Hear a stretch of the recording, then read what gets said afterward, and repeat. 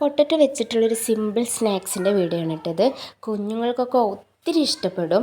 കണ്ടില്ലേ, മോൾ ഭാഗം നല്ല ക്രിസ്പിയും അകത്ത് നല്ല സോഫ്റ്റുമാണ് കേട്ടോ.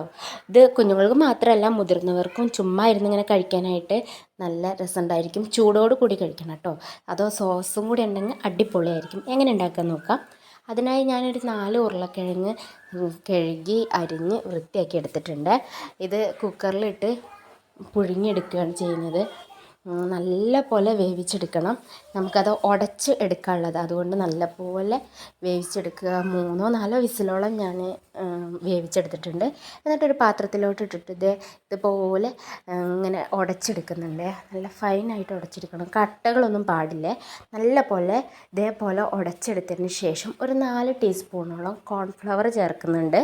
അതുപോലെ കറിവേപ്പില അരിഞ്ഞതും പിന്നെ ആവശ്യത്തിനുള്ള ഉപ്പും കൂടെ അതിലേക്ക് ആഡ് ചെയ്യുന്നുണ്ട്. ചൂടോട് കൂടി തന്നെ ഞാനതങ്ങ് കുഴച്ചെടുക്കുന്നുണ്ട്. കാരണം ഉടച്ചൊക്കെ ഇങ്ങനെ വന്നപ്പോഴത്തേനും അത് കുറച്ചങ്ങ് ചൂടാറിയിട്ടുണ്ടായിരുന്നു. അപ്പോൾ നമുക്ക് കുഴച്ചെടുക്കാൻ പാകത്തിനായിരുന്നു ചൂട്. അപ്പോൾ ഞാൻ നല്ലപോലെ കുഴച്ചെടുത്തിട്ടുണ്ട്.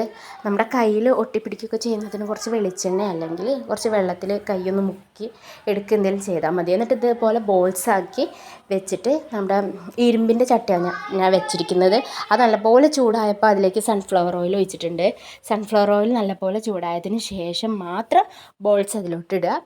പിന്നെ എനിക്ക് ചെറിയൊരു തെറ്റ് ആദ്യം പറ്റി. കാരണം ബോൾസ് ഇട്ട ഉടനെ തന്നെ ഞാനൊന്ന് കയ്യിൽ വെച്ചിട്ട് ഇങ്ങനെ ഇളക്കി കൊടുത്തു. അപ്പോൾ എല്ലതും കൂടെ അങ്ങ് ഒട്ടിപ്പിടിച്ച്. അപ്പോൾ അതിൻ്റെ ആവശ്യമില്ല. പക്ഷേ പേടിക്കാനല്ല, ചൂടായി മുരിഞ്ഞ് വന്നപ്പോൾ അതൊക്കെ വേറിട്ടു കേട്ടോ. അപ്പോൾ നമ്മൾ കുറച്ച് നേരം വെളിച്ചെണ്ണയിൽ കടന്നതിന് ശേഷം മാത്രം ഇളക്കി കൊടുത്താൽ മതി.